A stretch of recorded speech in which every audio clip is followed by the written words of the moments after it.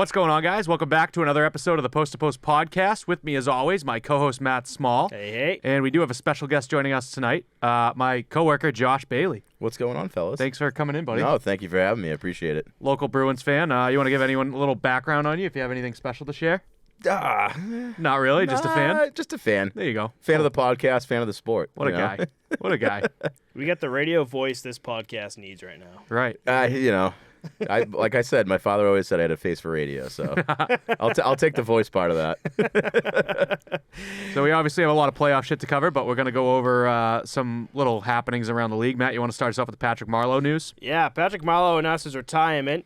He announces it after having 1,779 career games, 566 goals, and 1,197 career points while playing for Pittsburgh, Toronto, and San Jose.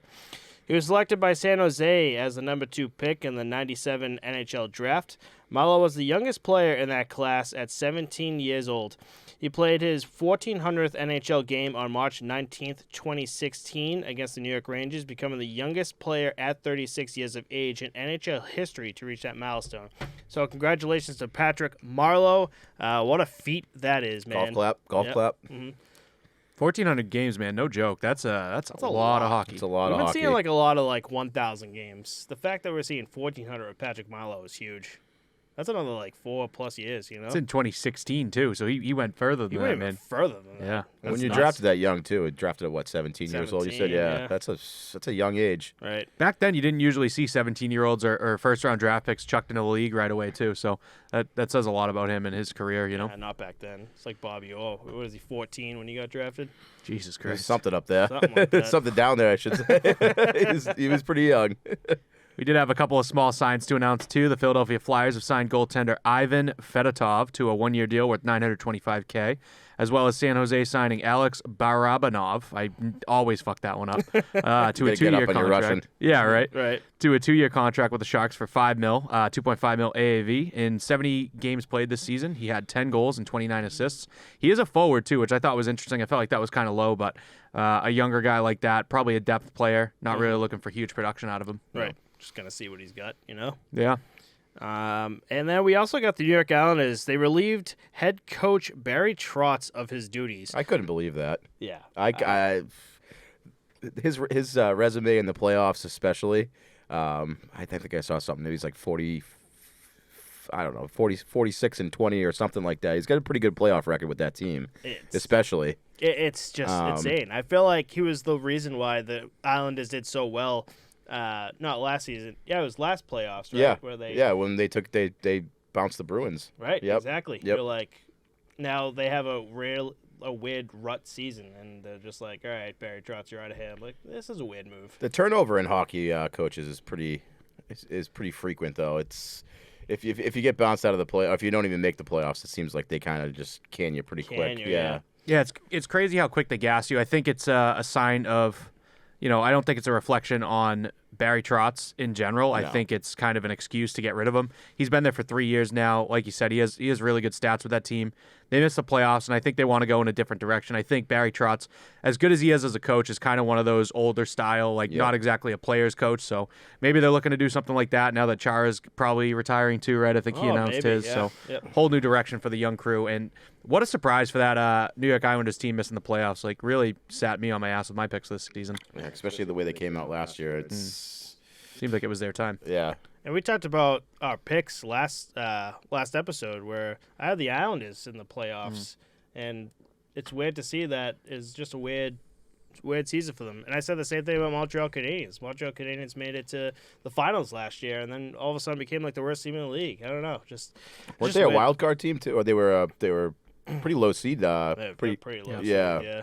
They're right there next to Seattle Kraken. Yeah, and they canned Claude halfway through the season last year too, right? Yeah. Oh man, it was just they had a full team revamp in the middle of the season. Yeah, and it just still and it didn't worked. do anything. It worked. It just goes to show you anything can happen in the playoffs. Right, exactly.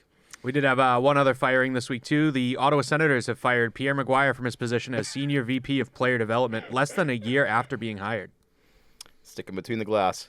That's right back where he belongs. Yeah, Damn exactly. it. Damn it. We thought we got rid of him, and now he's back. That glass has looked pretty empty in between there. I'm sure the players are just oh, God, now we got to get this guy mid-game, just coming on the bench, just like rubbing people's shoulders. How are you doing, bud? Hey, speaking of coming on the bench, too, I noticed in the playoffs, it was kind of weird to me that they're interviewing coaches like in the middle of the game. Like I almost said there's this a to you huge earlier, power too. play. Yeah, it was Rod Brendamore last night. Yeah. And it's like a close game in the middle, like you said, in the middle of a power play. And it's like, this is not what this guy needs right now. They're handling it really well. He wants to talk to his team. He doesn't want to talk to, Yeah. expert reporter that doesn't even know what they're talking about.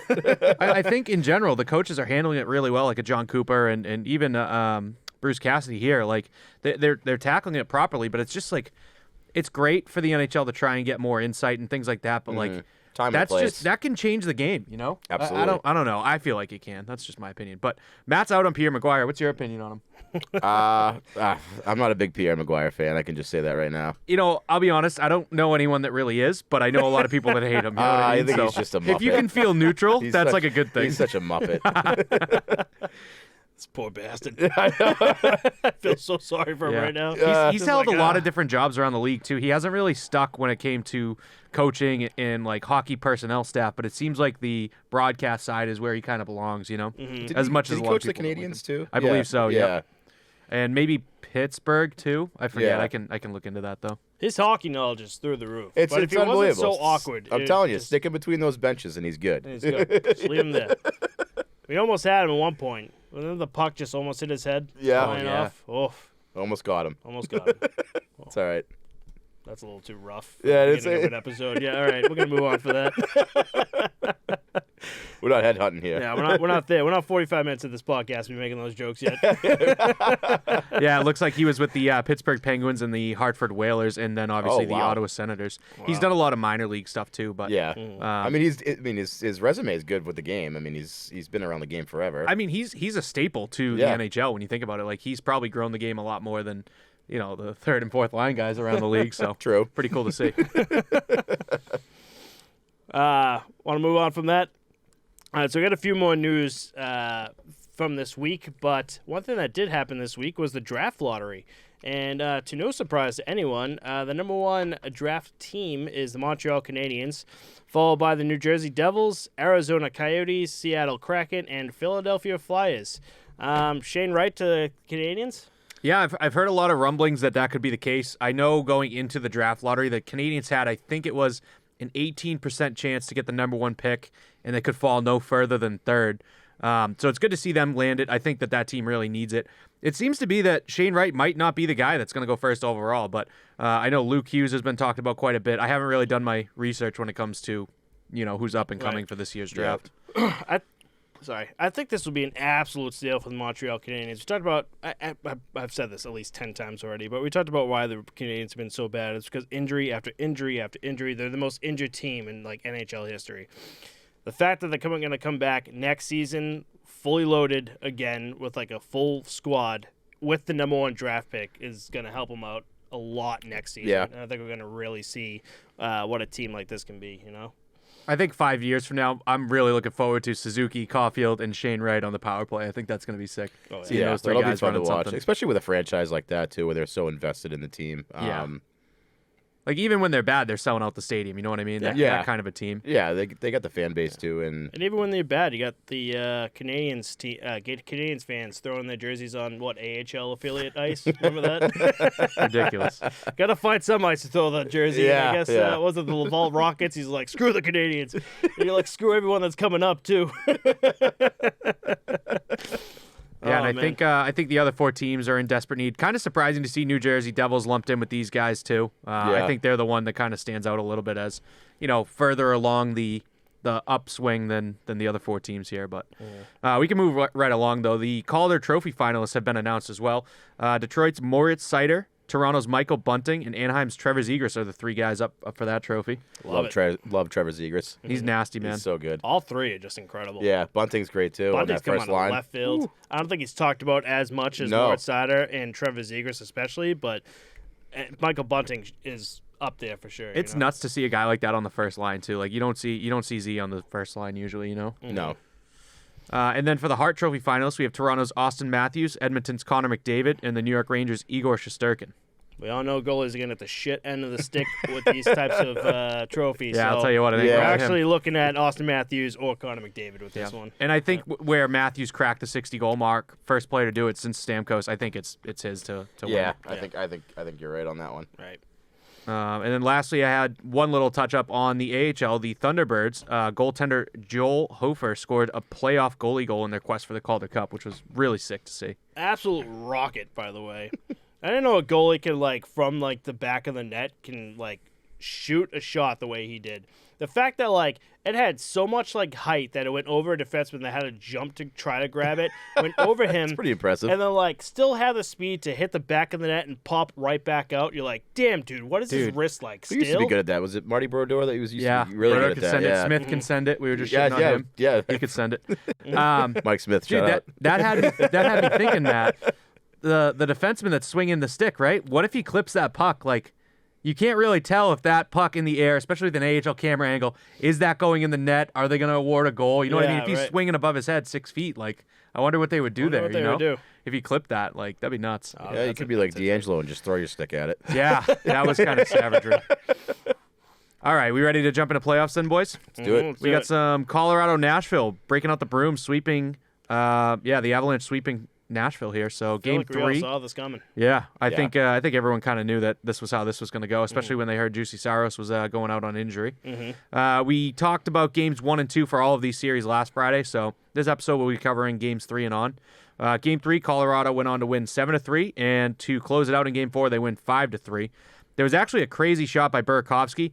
He ripped a shot over Connor Ingram's shoulder, and he's the only one to celebrate because the angle he has on the line of sight, he knows it went in. Yeah. But his shot ripped through the goal net above Connor's shoulder and came out the backside, so everyone thought he hit the side of the net or something. So it's like that famous Patrick Kane goal in the Stanley Cup. Yeah, where he's the only one celebrating. No one, even the fans didn't even know. That was the game winner, wasn't it? Yeah, it was a Stanley Cup winner. He was That's the right. only one in the entire world that knew that was in. Yep. He's celebrating. Anthony Niemi's in the other end, but do we celebrate? We gotta go back in the net real quick. Did we win the cup? Did we win the cup? What's going on? Yeah, it's nuts. It reminded me of that movie MVP, Most Valuable Primate. Remember that hockey movie? I hate to say I've never seen it. You haven't seen it? I've never seen It's it. a monkey that plays hockey, and he shoots I so mean, hard, he I ripped could a hole gather through that the it was net. probably a monkey, but Oh, shit.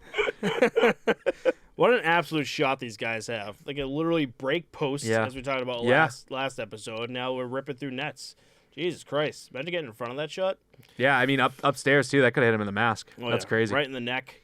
Speaking of getting hit in the mask, the Avs' Darcy Kemper is prepared to start next series after taking Ryan Johansson's stick through his mask. That's a big win for them. Rough look. yeah. I didn't like that. It hurts as a goalie to see. I like the cat eye mask. We talked about this episodes ago, where I like the cat eye because my peripherals I could see a lot better. But if you're watching this on YouTube, you have the regular cage where a stick through there is not possible. Nope. You know, but I run the risk of what happened to Darcy Kemper, and that could, he's a professional. Where just he get help. Me, I just can't go to work for the rest of my life. You gotta go down to urgent care. And pay $10,000 to, just No personal trainers coming to get you off the ice. Nothing at all. Nope. The worst of that was the camera angle that they didn't have video footage, but there was a camera, a picture taken where it was literally the whole right eye was just stick right over it. I was God. Jesus. Poor bastard. Nothing like Bergeron's, though. We're going to get onto that series next. Carolina versus Boston. Bergeron got a nice stick right to the side of the eye, and I think he honestly thought that he might have lost his eye. I think he did. You could see him kind of verbiage it to the coach on the sideline saying my eye. And then once I think it was because the blood was getting into his eye. He's I can't see. Is my eye gone? What a panic, dude. What a panic. God. But yeah, Something you don't want to see or feel, this it's just terrifying. So this Carolina-Boston series is now tied 3-3. Game 3, Boston won 4-2, and Game 4, Boston won 5-2. Both of those home wins for them. McAvoy actually had to miss Game 4 after being placed in COVID-19 protocol. He was surprisingly able to take a private jet down to Carolina and make it to Game 5. BJ, baby. Yeah, right? Scam the system. Free flight. Jeremy Jacobs. I don't want to be hanging out with you clowns. And then Game 5 at home in Carolina, they end up winning 5-1. And Game 6, Boston won 5-2. So we're looking at a Game 7 that's going to be down in Carolina. So all of us here are kind of hoping that Boston can squeeze one out, but they need to win an away game just like they had to do in 2011 against the Canucks. Yeah. I was pretty close yesterday with the score. My brother is back up from Florida, so we were talking. He's a massive Bruins fan. I think the Bruins will go all the way to the Stanley Cup Finals. But, I mean, anyone with a brain would be like, no, it's not going to happen. But he was telling me that Bruins are going to win last night, and he was right. I said Carolina 5-3. That was my final score, but 5-2. I had Carolina winning last night, too. Now we're back in Carolina, and I've been telling you, like, home games this playoff round one is like the home team has that ice advantage. Yep. Is most likely going to win, and you're playing a team like Carolina. There's just I honestly think there's no way in hell the Bruins are going to take this. Yeah, it's tough. You're going into another guy's spawn that's 3-0, especially in the regular season series. We were shut out. Well, Bruins were shut out. Not shut out, but they were at a pretty high deficit in goals against. So. Yeah, it's gonna be a tough one down there. That barn's electric. It seems like the Carolina guys seem to buzz down there when they're playing in front of those guys. So right. I don't get it, man. It's like Jekyll and Hyde with both of these teams. Once they're out of their own arena, it's like they just don't play the same way. I did think that Carolina was still faster and better at like puck retrieval and those kind of plays while they were in Boston, but something about it. The Bruins have it when they're home and they don't when they're away. Yeah, I think if Carolina scores that first goal, you might as well just turn off the telly. It's nuts, isn't it? Yeah, it's gonna be. I think they were like 44-1 after leading by 2. Yeah, if they go up 2-0, they close it out. Yeah, it's gonna be a good game. We'll see what happens. Bruins always seem to pick that one player to really fuck with, and it's been Tony DeAngelo this season. But initially it looked like it rattled him, but now he's still getting on the score sheet. He's shoving it in your face, saying "fuck you." Like, yeah. I mean, the fans did that to him yesterday. Fuck you, Tony. Yeah, it's likes you haven't seen since PK Subban was in that building. Yeah, that's right. Yeah, it's insane. But I don't know. The Boston faithful think they're gonna take it Game 7. You got to really do something to piss someone off to get a whole hockey crowd behind you saying "fuck you." It helps when everyone in Boston there is shit-faced and just be like, "Yeah, let's watch some hockey," That's true. That's right. You did have some goaltending notes on the Boston-Carolina series. Do you want to touch those, or are you good? Yeah, I'm good. I was gonna do it for like every team here in this round, but it does. The more I did it, the more I was realizing how weird it is this round, especially where Binnington came in for Husso, and then you have Marc-Andre Fleury getting pulled, and Cam Talbot got the start. So a lot of goaltending changes. So like the stats are just they're just it's like a wave. It's all different. So I'm like, you know what? I'm not gonna compare. Well, you're seeing a lot of guys that are in the playoffs now, goaltending wise, that are low paid. Guys that haven't really had the name in the game, in their hat in the ring too long. Yeah, 100%. Your Lundqvists, your Fleury's on the back end. Pekka Rinne's not in the game anymore. So you got these new wave of goalies coming in that are low paid that trying to make a name for themselves. Right, exactly. That's the way to do it. Yeah, we talked about it last week about like if there could be another Jordan Binnington scenario this season. Yeah, it's about who gets hot. Yeah. We saw it with Braden Holtby when he was a rookie. We didn't know exactly who he was, and yeah. Right, 100%. Yeah. Now here he is. Yeah, well. Flash in the pan. I like Holtby. He's a good goalie. He's a good guy. I do too. He's a good guy. Love him. Yeah. All right, moving on here. We got the next series up. We got Florida, Washington. Just so the fans know, too, we're recording Friday on May 13th. So all these series are actually going to be done by the time we drop to you. We don't know who's going to win these Game 7s that are going to occur tomorrow. This, what are we at? Florida-Washington series right now. Game 6 is on as we speak. End of regulation, 3-3, going to overtime for this. So Florida has a chance to close it out in this overtime game, which would be kind of cool to see, but we won't get to fucking see it. Washington could tie it up. Keep those phones on, boys. Yep, keep it on. We got Game 3, Washington won 6-1. Game 4, Florida ends up winning 3-2. And Game 5, Florida wins 5-3. And now Game 6, we're heading to overtime. So what do you guys think? You got anything for this one? I'm loving this series mainly because I definitely had Florida in the picks, and then it wasn't like I was saying before we started recording. It wasn't until like the first game when I was watching this, I was like, oh my god, the Caps could upset Florida, and here we are, maybe Game 7 coming up. We're like, they could do it. It's such a battle-tested team. They have so many veterans on that team that have been there before. Florida's kind of throwing their hat in the ring in the playoff series. So you got Ovechkin, Oshie, Carlson, all those guys have been there before. They've done this before. So I think a veteran presence in the playoffs means the world in those scenarios for sure. 100%. Have you guys seen that commercial that they have too? It's like Bergeron. A picture of Bergeron says he wants it back. LA Kings, they want it back, and then it's Tampa Bay, they want it back to back to back. And then there's another version of it that's I think they put Joe Thornton on, and it says he just wants one. And like, there's some really cool ones. There's a lot of cool storylines this season awesome. with veterans and older guys. But I think that this series has been very entertaining to watch. Goaltending is always a question mark. It seems like Bobrovsky should hopefully get the job done here. Matt does have them in 7. I had them in 5. So. Yeah. I'm going to stick with Florida and hope that they close it out. Florida is reminding me of that team like the San Jose Sharks, who like in the Western Division be number 1 like the entire season, and then as soon as playoff hits, they just shit the bed. And you got the same thing with the Toronto Maple Leafs. They'll probably be the best, and then again we might be seeing 0-10 and fucking. Dude, runs. Imagine seeing Claude Giroux with a first-round exit now that he went over to Florida too. That sucks. Yeah, that sucks. That's a tough one to bite. That's a tough pill to swallow.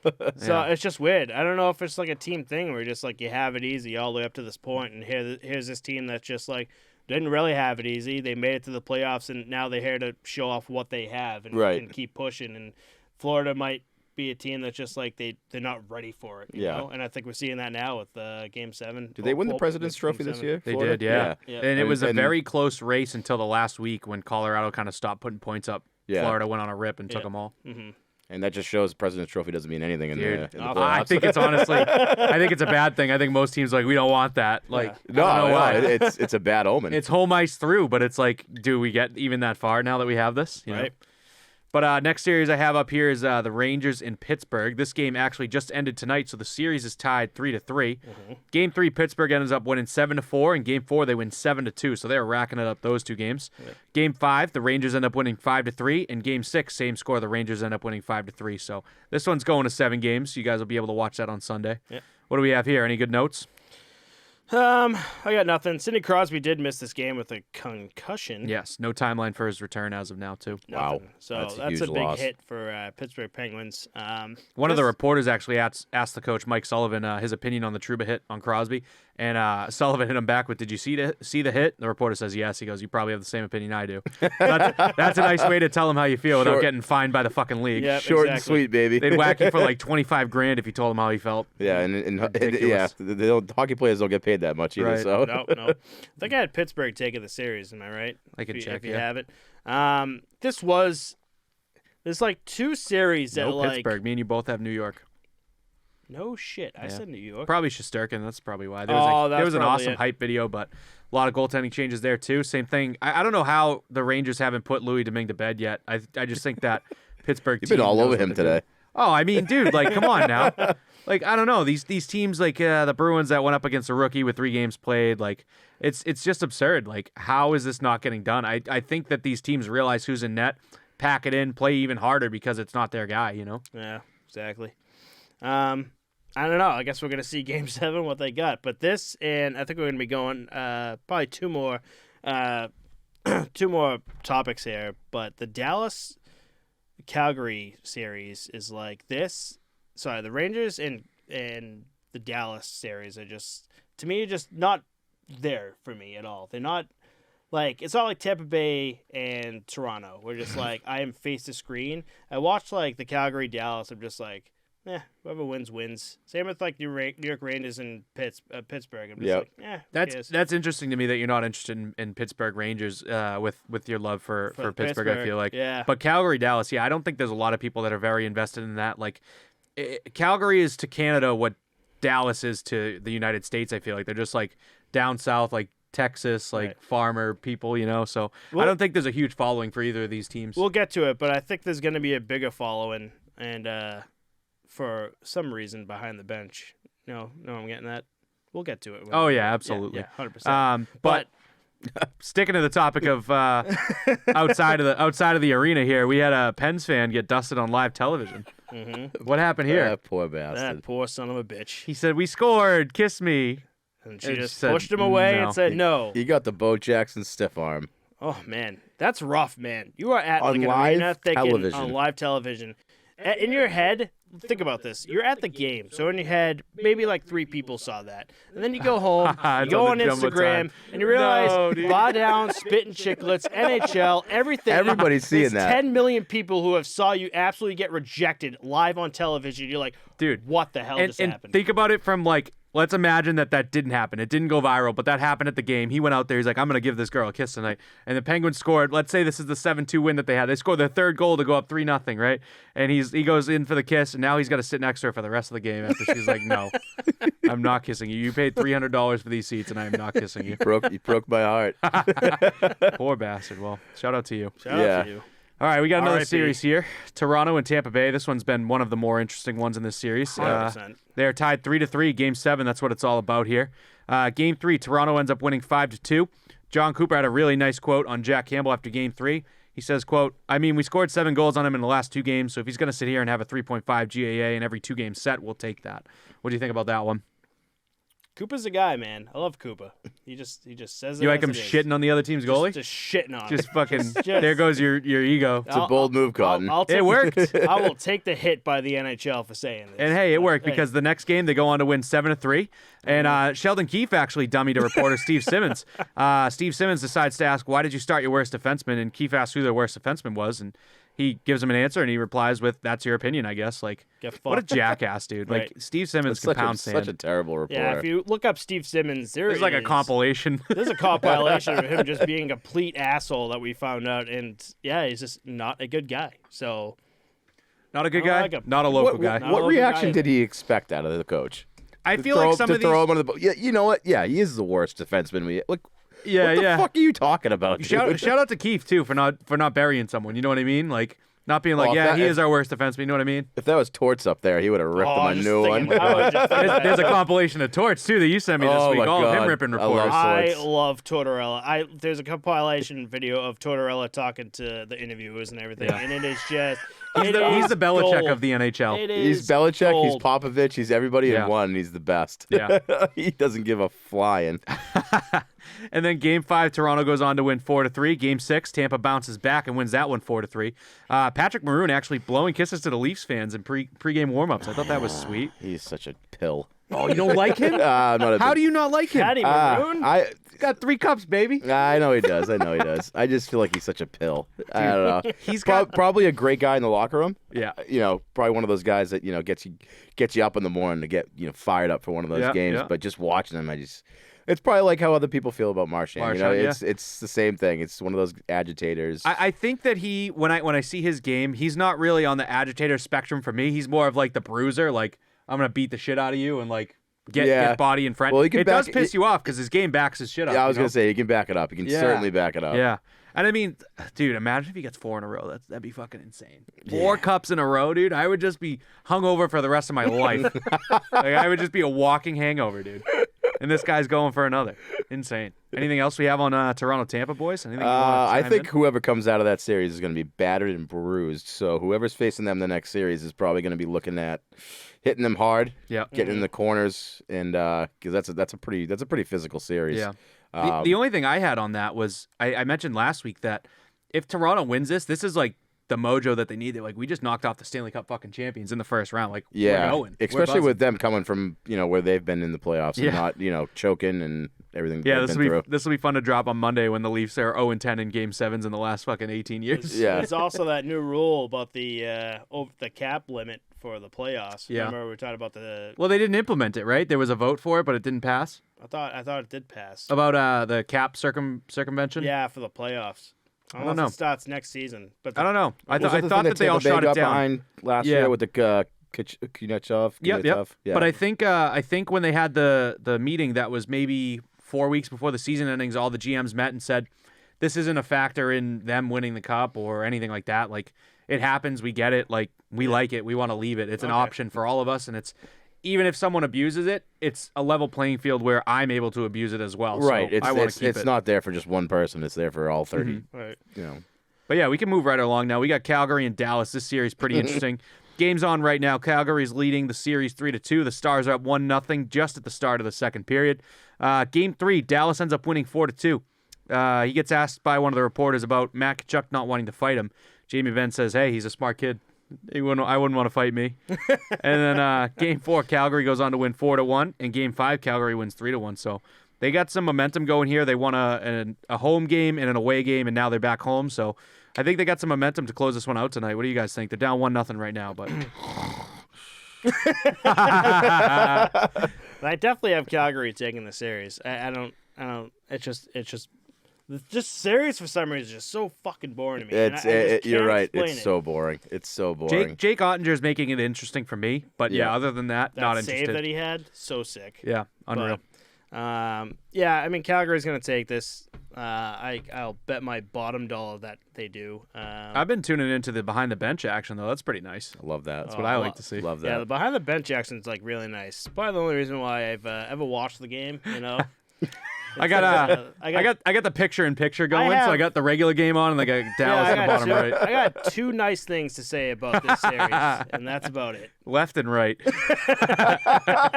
Up and down the ice. All right, boys. Moving on to Edmonton and LA, one of probably my favorite series right now. This series is tied 3-3 after the game last night.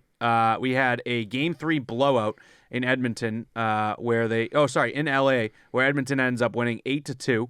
Quick actually lost his glove down in his defensive zone, and he tried to glove a shot barehanded. I think it hit him on the shoulder and went over to the corner. Yep. He potentially maybe made one more save after that came out friend or covered it, something like that. Yeah, he was able to cover it. But that's nuts. That's Fleury did the same thing a while ago, but dude, I can't imagine the mindset. Just like I want to just shatter my hand real quick to fucking make the save. But Because it's the cup. You're not thinking like a goalie mentality. Goalies are a different breed. Just stop the puck. But in my head personally, I meant that in the most positive way possible. In my head personally, the only thing I would be scared of, I could glove the puck barehanded and just like not give it a second thought. It would just be a skate blade going over my bare hand. That would scare the shit out of me. It's like that scene in The Mask. I don't know if you guys have ever seen The Mask when he touches the hot car and he's Talking about Jim Carrey? Yeah, when he touches the hot car. I haven't watched that since I was like 8. Stares at his hand like if he caught a hot puck off the fucking off the ice. You must have recently watched that. Yeah. 2 weeks ago. Is that a we throw this on once a month kind of movie? It could be one of those. That and Grown Ups, but I love Jim Carrey. I'll tell you that much. But I haven't seen The Mask in forever. That's awesome, he touches the hot car and he just stares. He stares at his head. I could picture that happening to a goalie if he caught a hot puck. Oh, that's hilarious. Game 4, LA goes on to win a 4-0 shutout at home. Game 5, they go on to Edmonton to win 5-4. Savage celebration from Adrian Kempe, a.k.a. Juice, after winning the game in overtime and silencing the crowd, pointing to his ear. Thought that was nuts. Yeah. We also didn't know that his nickname was Juice. I saw a post. I saw the post of the overtime winner, and everyone's commenting with the juice box emoji. I'm like, who the fuck is Juice? I didn't know that until now. Yeah. That's a great nickname. I had to do some digging and figure out who they're talking about. Then I look it up. Why is he called this? It comes from his AHL days. He motivated his team. I think it was the Manchester Monarchs at the time, and they ended up going on to win the 2015 Cup, and he just brought the juice. Yeah. Good shit. Just don't follow in OJ's footsteps. That's all I can say. Game 6, wild one here. Sorry, I was going to add to that, too. This reminded me of, all of a sudden now I'm getting like, all right, it's a little too much. Jack Campbell, the goalie, when he makes a save, they all say Soup because his name is Campbell, Soup. And we're just saying how there's been multiple Campbells in the NHL, and every single one of them's nickname is it's by far my least favorite nickname. It's very not clever. No, it was clever the first time that someone made the reference. Yeah. Like, oh, no way, that's dude. Cool. Would you rather like Progresso or? Yeah. I don't know, but like Vlasic from like the San Jose Sharks, they call him Pickles, which I like that. That one, it's clever, it's unique, but it's really not that clever. Like, no shit. You know what I mean? Everybody else just adds a Y to the end of everybody's last name. So yeah. You know, on Hedberg, they call him Moose. Why is that? I He's a think big I looked up fucker. a while ago. Yeah, big massive moose. I can't remember why they call him Moose. That's usually the go-to. Cool. I like Big Rig for Pat Maroon. That's a good one. Big Rig's a good one. There's two Big Rigs actually in the league. I forget who the other one is though. I really like Jumbo Hobby Joe. Boulins, the Boulin Wall. The Boulin Wall. The Boulin One Wall. of my favorite goaltenders of all Jumbo time. Joe's a good one. Felix Potvin, the cat. Felix the cat. Felix the Cat was a good one. Yeah. Is that like a comic reference? Isn't Felix the Cat like a black and white cat? Yeah. Yeah. Huh. I liked Dominic Hasek too, the Dominator. Dominator's He was one of my favorites too. Me and my father used to play knee hockey in the basement. We pick a goalie and a forward, and I used to always pick Dominic Hasek. Not that those powers ever came to me, but Damn, that was a little tangent we just went on there. Oh yeah, seriously. A good tangent. So Game 6, Edmonton comes on to win 4-2. They're actually in LA for this one. Evander Kane keeps the Selly train going in Game 6, throwing up 7 fingers, telling LA fans that we got another game to play. So that was kind of sick to see. I really like that, Selly. This does come after all the fans, a majority of the fans, having photos of his ex-wife just showing him at the... Savage. Yeah, that's a savage move. Cutting a little deep. Yeah. It's like not exactly over the line, but it kind of is. You know what I mean? It's a solid Selly for like a game winner to be like, just quietly be like, I just took every single one of you to Game 7. I think you could probably call that over the line. You think so? I think That's that might be close. offsides. That's close. Yeah. There you go. Didn't it all start with that green helmet dude that you showed me on Instagram? Oh, Green Green Machine? Machine. What about him? Because was it him? Was it Evander Kane? You seen Green Machine? No. He's this man. duster from Michigan. He's hilarious. He wears like this bright green bucket with like the flame tape, and he's got like pit Sunglasses. vipers on or some shit. And he's just like, "I'll show you a thing about a fucking missile." It's so funny, dude. He does all this shit, dude. He's just comedy. I could just picture that in my Classic head with the hockey pit guy. vipers on. That's amazing. He was at a Wild game, obviously Minnesota, and I can't remember who was in the box. I want to say Evander Kane, but he's got the photo of the dude's wife. And he goes, I got the photo of this dude's wife because I want to fuck her. And then he walks up to the glass and he just shows Jesus. it. And I'm like, dude, the savagery right now. Just That's like, ruthless. that's too much. The only That reason he is did too that is much. because there was a plate of glass separating the two of them. He would have got his ass beat. I don't know. If you like old school hockey, guys have been known to jump over that glass and beat the shit out of fans. Someone should have brought a sign with the fucking gambling lines for the Kings and Edmonton game and been like, Evander, what do you think on this one?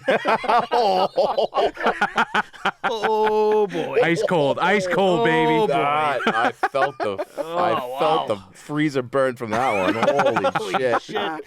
Poor guy. Poor bastard. Yikes. The LA Kings are not as ruthless as me, though. They decided to invite Ben Stelter down to the game in LA with a sign saying, "It's okay, you aren't rooting for us, but we're all rooting for you, Ben." So that was cool to see. Have you seen that kid bouncing around? Ben Stelter. No. Yeah, he's got a rare disease. I think it's lymphoma. Was that right, Matt? I forget what it He's got is. stage 4 Oh, really? like, brain cancer. Yeah, Oh, I think he's wow. 5 years old. He's Oh, jeez. 5, 6, something like that. something like But he's going to all the Edmonton games. He's like their rah-rah guy, and it's Yeah. awesome to see them rally around him. So. Yeah, that's something you can get behind too, for sure. They had a cool thing with him. They were like, at one point, Ben Stelter in Edmonton, they were 10-0 with Ben Stelter in the crowd. So I think he's just been a solid. Yeah. And I just love him. So I follow him on Instagram too. I think it's Mr. Dan, by the way. I'll put it on. His father runs it, and they'll take this video of him with Edmonton and all those games. Yeah. And his big thing is like, play La Bamba, baby. Yeah. I love It's so that. funny, I dude. He's a love legend. But good on the LA Kings for flying him down there, even though he's like, the good luck charm for Edmonton. It didn't seem to pan out too well for them with Evander Kane scoring the game winner. But shout out to them for doing that. That was nice. And lastly, on this tier, I got Edmonton's Darnell Nurse has been suspended 1 game for headbutting LA's Philip Deneau. Did you guys see that? That was ruthless. Oof. I think the whistle blows, and he's kind of like skating past the crease, going towards like the right corner. And then I think Deneau like ties up with him real quick, and he just whips around with his head and comes right up into the jaw. I was like, Jesus, dude. Yeah. Tough angle, tough to see. But what do you guys got on that one? Who do you think's taking it? Going to Edmonton for Game 7. If you know me now, I apparently I have the Oilers on here, but I like I'm always a comeback type of guy, like a sort of I'm looking for Underdog. Yeah. type of guy. So now LA Kings. I'm Yeah. sorry, Ben Stelter, but I want the LA Kings to just. Edmonton sweep wasn't a great pick for you, no? You going to get on the LA in 7 train? I said Edmonton sweep. Yeah, I got LA in 7. Man, I am. It's tough to say that LA is going to win after that It somber is. note that you just brought on us, but Yeah. but shout out Ben. What's his name? Ben Stelter. Ben Seltzer. Yeah. I had Edmonton winning 4-2 in the series, but going to a Game 7, Jonathan Quick in net. No Drew Doughty, though. That's a tough one, man. I know, but That makes it hard for me. he's one of those. He can like I steal said one. earlier, he's one of those last goalies that you don't want him Yeah. in Game 7. And you don't want Mike Smith in Game 7 either. Nope. I think You said it, not me. we talked last week. He was 0-6 in his last playoff starts before this series of playoff round began. Who's And this? Mike Smith. Mike Smith, Yeah. and 4 of those were losses for the Edmonton Oilers. So Yeah, he's. I like the Kings in 7 now. There we go. I'm changing my That's tune. what's up. Everyone's on the Kings bandwagon? I'm changing Let's my fucking tune. go, boys. I mean, since you don't know, Ben Stelter is also dusting some Oilers. Remember the first game that he was in? They had him post-game interview. And they gave him like the post-win helmet. So he's sitting there and he's with who's the guy who he was with? I feel like it could have been Darnell Nurse. It was Nurse. It was someone. He was sitting on someone's lap doing the interview. No, he was sitting next to him. And he was just like, Who are your favorite players on Edmonton Oilers?" Thinking like he would say him. And he's like, Connor McDavid and Leon Draisaitl. Draisaitl wasn't the guy next to him. And he goes, "Do you think this guy is too?" And he goes, "Nah, Connor McDavid and Leon Draisaitl." Dummied. Just dummied. But yeah, so actually, I did want to actually do the goalie thing, since these two goalies, Quick and Mike Smith, who I have been shitting on social media, they've been playing this entire series, so this helps out. We got a live update here for you, too, boys. The Florida Panthers have closed their series in overtime. They have won 4 games to 2 over the Capitals. Wow. You need a red siren back there Woo, for those hot takes, baby. That's awesome. Yeah. Florida Panthers. Wow. moving I did up. not think that they were going to be able to do that That's what's up. in Washington's house. That's Yeah. awesome. Yeah. Congrats to Florida, eh? Yeah. So Kind of just dropped a bomb on you guys there. Sorry. And then that was crazy. Dallas is now up 2-0 halfway through the second. So back to sleep you go, Josh. But I did want to say this after we just got news about the Florida Panthers, that here's the stats for Jonathan Quick and Mike Smith, by the way. Jonathan Quick has a 3.66 GAA on 167 total saves, whereas we have Mike Smith with a 2.67 GAA on 215 total saves. So technically, Mike Smith has been the better goalie than Jonathan Quick. I just don't like Mike Smith because you're 6'3" plus skates, so 6'5", and you play like low in the crease, like mid crease. I'm like, that's the thing that drives me nuts is these tall goalies dropping down in the butterfly. I don't know, but that's interesting fact for especially me. If you guys are following the Post podcast Instagram, I have been on there just pretty much breaking down and showing people like why I've been shitting on Mike Smith, and it's weird to see these stats. I just think that Quick's numbers have been blown out of proportion here. And same thing with Mike Smith's. He had a 6-0 shutout in Game 2, but then went on to lose Game 4 4-0, and then the game in between was an 8-2 win by the Oilers. So it's not exactly goaltending that's getting this series done. It's kind of firepower, I think, at the end of the day. And I do think that Edmonton has more of it, but really crossing my fingers for LA to pull something out of their ass. It's crazy how tight these series are too, with all those one-sided victories in these matchups. Yeah. Like 7-3, 7-2, 8-2. It's crazy. Toronto and Tampa's one of them. Yeah, for sure. Yeah, even the Bruins, they've been 5-2 most games. Yeah, it's the home ice. That's a huge factor in it. You know, right. And last series we have to cover here, we got St. Louis and Minnesota. St. Louis ends up winning this series in 6, and they will go on to face Colorado. We'll have some picks at the end of this for us. Game 3, Minnesota ends up winning 5-1, and with that win, Marc-Andre Fleury has tied Grant Fuhr for the 3rd most playoff wins of all time at 92 wins. It's a great achievement. Nice. And then after that, he went on to lose 3 games straight. I think Cam Talbot came in, so he might not have lost one of them. But St. Louis wins 5-2 in Game 4, 5-2 in Game 5, and 5-1 in Game 6. Is that a deadline pickup for them? He was, yep. Last second move. From the Kraken, right? No, from Chicago. Chicago, sorry. Yeah. My apologies. But yeah, I thought this was kind of interesting. Kirill Kaprizov was very red hot in games 1, 2, and 3, and then St. Louis shut all that shit down in 4, 5, and 6, like 5-2, 5-1 wins. Like that's huge. Jordan Binnington getting his heater back going too. They ended up leaning towards him over Husso, and he's starting to perform back like his old self. So hopefully he doesn't go nuts and start pretending to punch people again. Another team that's playoff battle tested too. He's been very quiet as of late. Dude, St. Louis is deep too. We've talked about that. Yeah. I was looking at their roster earlier just to refresh, and they got some good defensemen. They got some really good forwards. Tarasenko, O'Reilly. Yeah, I was Kyrou. gonna say Ryan O'Reilly in the playoffs is an absolute problem. Robert Thomas too. He's hot Robert right now. Thomas is Scary. I don't want them to make it out of the West, man. Fuck that. I mean, I think whoever makes it out of the West is winning Robert the cup. Thomas on Dallas. Potentially. Wait, was he or is he? I'm thinking Robertson. Yeah. Yes, Jason Robinson. Jason Robinson. Yeah. Sorry. Robert Thomas had a really hot second half of the season. He was like, Kyrou was the highlight of the first half, and Robert Thomas really started picking up heat. Yeah, he was a big half. issue in that Stanley Cup against the Bruins too. It's Robert Thomas, I believe. Yeah. But that's our update for Colorado St. Louis. Do you guys have a pick for that one? I'll chuck those down here. Colorado St. Louis? Yeah, for round 2. I'm going to let the veteran pick first. Got to go Colorado. How many are we going in?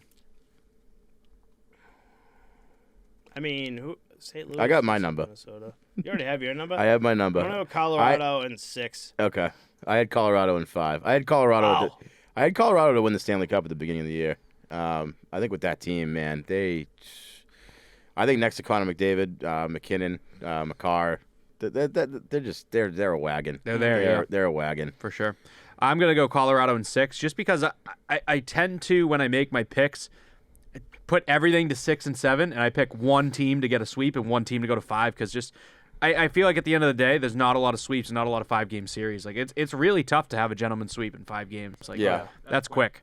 So I think 6 is the magic number here, and also the rest that Colorado has, getting a 4-game sweep, having an easier opponent like Nashville. I think 5 is still a safe bet against St. Louis, but St. Louis is coming off of 6 tough games, so that's what we got right now. So when you listeners get this episode, round 2 of the playoffs should hopefully be starting today, which would be Monday for you guys.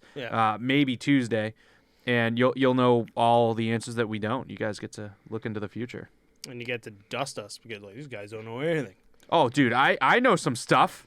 I know St. Louis in 6 and Colorado in 4. I know stuff. I know a few things. I know what I'm Who did I say closed out tonight? Florida in 6? Yep. I had them in 5. You had them in 7. I had him in 6. You had him in 6? Nice. Did you fill out a bracket, or are you just saying that? I'm just saying that. Savage. I'm saying that to make myself. I'm saying that to make myself look better. I know what I'm talking about. Yeah. Florida in 6. I'm undefeated. So I want to go through what I had or what we had again. Yeah, so you had Edmonton in 4, so that ain't happening. Edmonton could still win in Game 7. I have LA in 7. That's what I'm banking on. We got Calgary in 5 and Calgary in 6. I believe that can't happen. That's going to 7, right? Yep. But Calgary's still an option there. Oh, wait. No, it's 2-1. Flames just scored. And that could close it out in 6, right? Yep, that could close it out in 6. All right, cool. I got, what did I just do? Calgary? We got Minnesota in 7, and I had St. Louis in 6, so that one's done. Colorado you had in 6, I had them in 4. Mm-hmm. Florida in 7 I had them in 5. And we both had Tampa in 6. And then we both had the Rangers, which is wrong, and Boston. You have them in 7, I have them in 6, which is wrong. So you had Boston in 7? Wow, I had Boston in 7. Why is that? You have Boston 7 and 2? I have Boston in 6, but that ain't happening. Well, if they win in 7, we'll give it to you. Yeah, that's really what matters. You got to get the team right. You know, the points don't matter as much. I wish I could go back to like past me, like mid episode, and just like come out of nowhere and just slap the shit out of myself. I knew that was coming. For which ones? For like Boston. Like, be like, you don't think Boston's gonna win? You realize Carolina like is like really fucking good, and you think they're gonna take him in 7? Buddy, Anderson was injured. Oh yeah, they were going with a backup goalie. That's right, because Freddie Anderson and Toronto are out. That's why I said, oh okay, got it. And that was wild too, because the rookie did end up playing. That was nuts. I wouldn't bet anything on Freddie Anderson. That guy's a sieve in the playoffs. Yeah, I mean William Jennings Trophy for those two guys. That's the goalie tandem with the least goals allowed on the season. Yeah. But it is kind of nuts. I don't know. Ranta's playing well too. Ranta is playing really fucking well right now. When we talked about Anderson in the past, we said that big market in Toronto was just not good for him. Like now that he's in a quiet market like Carolina, in the sense of like the grand scheme of things in the hockey world, it's much better for him. But Carolina is like that perfect medium where it's like the fans give so much of a shit and no one else does. You know what I mean? It's like a lot. It's like a Florida Panthers team. Yeah. But I mean Florida, I would lump in with Arizona, where it's the team that you're gonna have more away fans at every game. Carolina, I don't see that as much. You know? No, I think they get a pretty strict fan base there. Right. A while ago, I did a comparison because this season, Peter Mrazek, who was on Carolina, is now playing for Toronto, and Freddie Anderson, who was at Toronto, is now playing for Carolina. So I was like, we were talking about like Toronto news and reporters and stuff. How Steve Simmons being a douche, right? And hopefully he never sees this. The seasons before the season before in Carolina, Mrazek played better than he was playing in Toronto. Mm-hmm. And the season before, when Freddie Anderson was playing in Toronto, is a lot worse than when he was playing in Carolina, again with the William and Jennings trophy. Yeah. And it's just insane where you're just like, you get yourself out of a situation where the media is not down your throat. You can actually sit there and play your fucking game without a headache, and this is what you get. I think it's definitely a factor, but it's also the team that's in front of you. Toronto's not a very good defensive team, and Carolina definitely is with that Jacob Slavin, man. That guy's fucking nails. My God, he's nasty. Yeah. So I just think it's Zaho's definitely a still factor. alive after that McAvoy hit? I don't know. He was grabbing his head before it even You were hit the showing me ice. that earlier. I saw it live, Got and then I had to go creamed. back and look at it again. Holy shit. He got clocked. He Oh got clocked. my Yeah. God. I can't imagine. Even D'Angelo's, he's a for all his flaws, he's a pretty good defenseman. It's good that he got a third, fourth, fifth chance. It's good for him. Yeah. Seems like a great guy. Any more?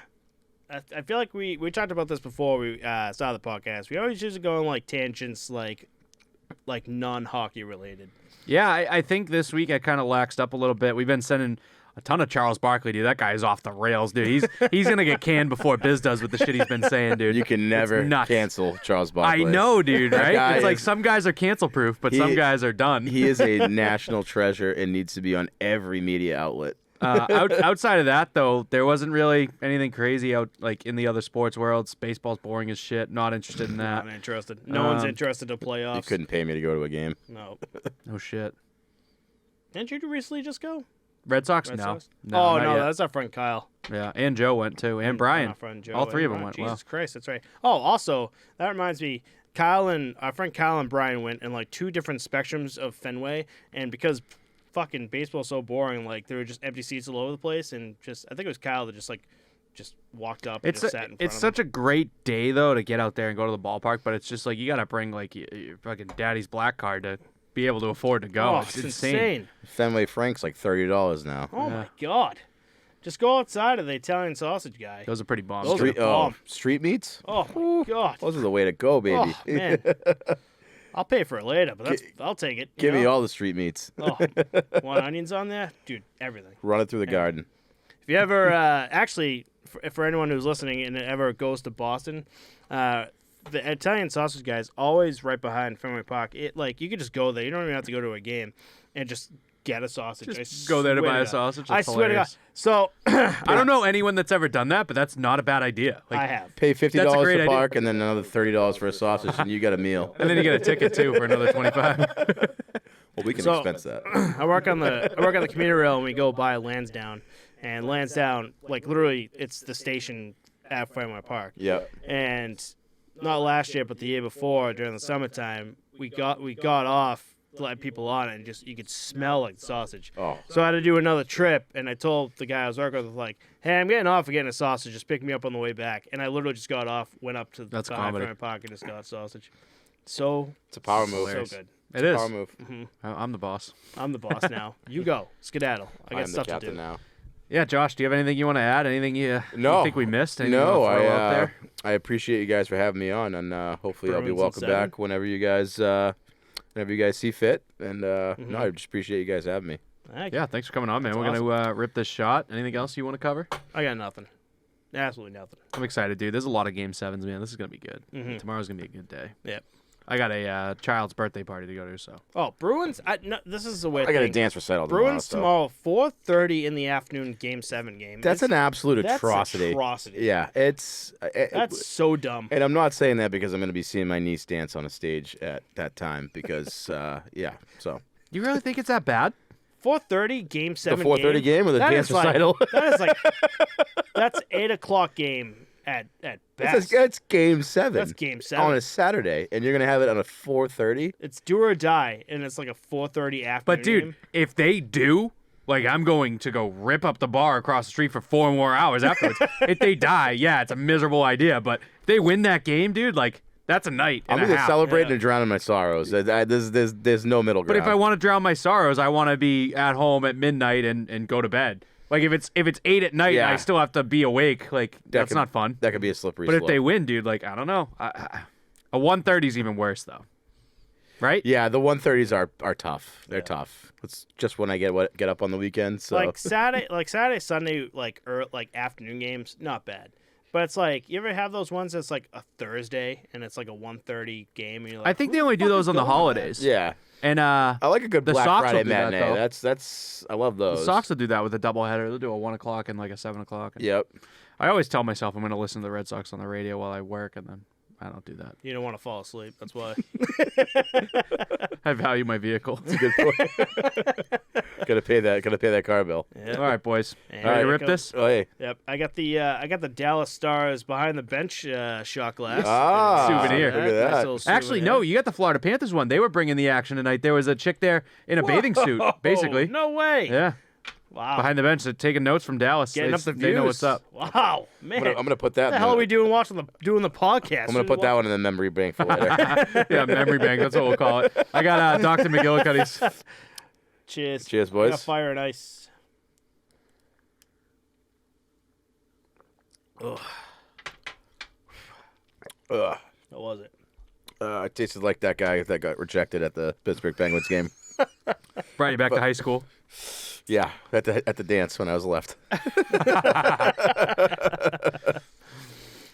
How should we do this? We have a third guy now. We didn't think about this before. Are we just doing the normal call out, or is he helping us out? How do No, we do I mean, this? he's not going to fucking call us out, dude. Why would we put him on the spot like I'm that? fucking dusted right now. I mean, if you Go ahead and call us out if you want. I just No. wouldn't wanna I'm do just that to saying, you call us out. I do the bye, guys. I'll throw a little thing in at the end. Then. You Okay. don't, you don't sounds want to good. call us out? Oh well, I mean, No. I'll be the ending. Okay. Thanks, everyone, for listening. If there's anything you want to see us cover next episode, let us know. Our links are in the description, and we'll see you all next week. Bye, guys. Thank you. Brutal. Put me on the spot. That's the best I could come up with. We did hype this up, by the way. Do we even do that again? No, so formal. Thank you. Thank you. Bye.